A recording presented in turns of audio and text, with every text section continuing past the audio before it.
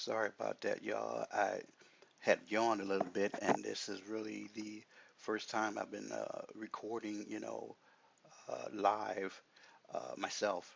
And I'm a little rusty. I haven't done this in a long, long time, but probably never had done it like on this magnitude. But hey, I'm going to continue to move through my growth and the fears that I have or messing up. I'm just going to continue growing.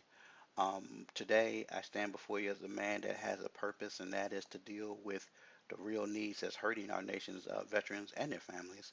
And by us incorporating a compassion or a holistic approach to dealing with the veterans on their real needs, not putting a band-aid on an open wound. There are so many things that, veterans are crying out. Over 30,000 veterans, to my understanding, have already committed suicide. And when you look at that number of young men and women that have committed suicide, you have to ask yourself one question. What is causing, them to say they had enough?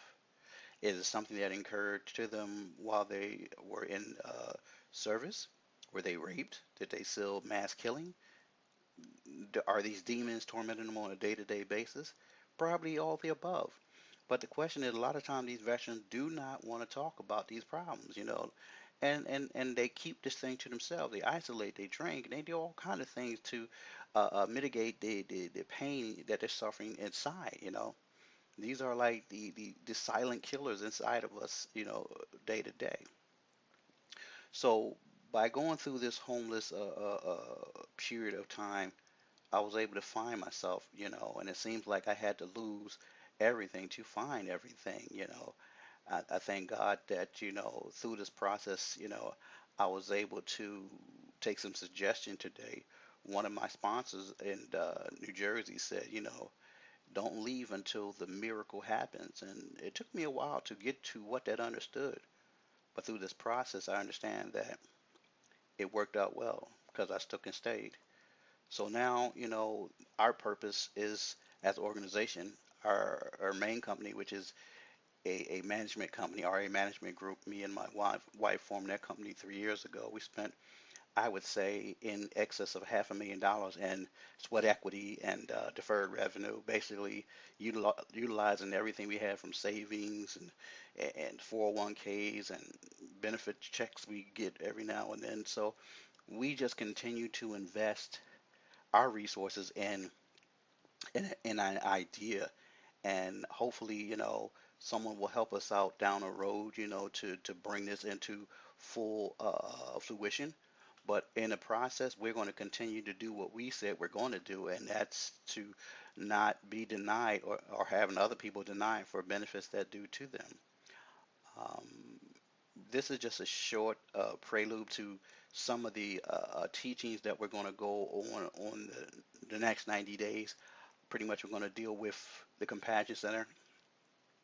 We're going to talk about some things like the comprehensive life audit, what that is, how that can help you get your life in proper balance. One of the stays I had when this was maybe 20 years ago, the good the good creator allowed me to get a vision, and that vision was help people get their house in order. And I was like, well, how can I help? He says, well, understand that every person that is born is given stewardship and dominion over their life and things versus those things having dominion over them. And what I find is what's lacking in a lot of the religious circles is uh, right teaching. Teaching you teach a man how he can fish so he can feed himself and his family. You can't give a man and a grown man and a grown woman milk, through their whole journey through life. They have to grow up and be young men or men and women and do those things that are right and pleasing in the sight of the Creator. What I say that, and the reason why I say that is because, you know, I tried to uh, use my will and thinking I was so deep, you know, and what I found out in the process was As much as I thought I knew, I didn't know what I thought I needed to know. And what I didn't know is what the stuff that kept me from being successful in my walk through this life. So now, being as though that, there are things that we can do to bridge that gap, or that time from point A to point B for some people, and helping them understand that everything is a process. So like when you're making a cake, you know, if you leave out some key ingredients, you may have a cake, but it may not taste that good.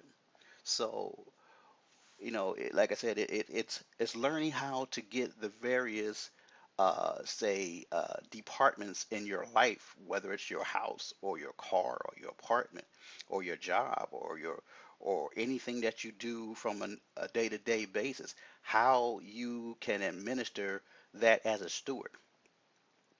One of the things I think people lose track on is we don't own anything, because the earth is truly the Lord's, and everything. All we are is a steward over these things. And once we learn the keys or the secret of stewardship, we will live a life that's not predicated on what we have. You know, and if we have good health and we have peace of mind, money cannot buy peace. Money cannot uh, uh, uh, give you some things that are especially designed, as far as that empty space that's in your life, where people try to use everything known to man to try to fill a space that's within inside them, that was only meant to be uh, uh, a resting place for the Creator's spirit inside of you. So as we grow and go through this learning curve together, I'll be able to take and go back and show how my life has been turned around and for the better. I'm no longer a liability to society. I think some of the people that know me, they counted me out, and I said, I asked the Creator, I'm not going to run away from my past. I'm going to deal with my past. I made all the amends that I could make, and those that would accept it, we keep moving forward. But, you know, I'm no longer a prisoner to my past. And I think what happened is when you uh, stop being a prisoner to your path, you can now start making plans on moving forward, and stop feeling that you're stuck. You know, you can do a lot of things to make your world a better place to live if you choose to. And remember these things, that as you think on things daily, the things that you meditate where it might seem that it's something that you desire most of all, those things will happen. If you desire on something not to happen, more than likely it's going to happen. And if you believe you're poor, no prayer in the world will help you stop being poor, because it's done unto you according to your faith.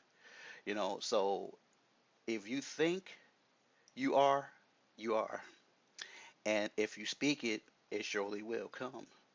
So, with that being said, this was our first day of introduction to the world, letting folks know that there is hope, and the hope lies well within us.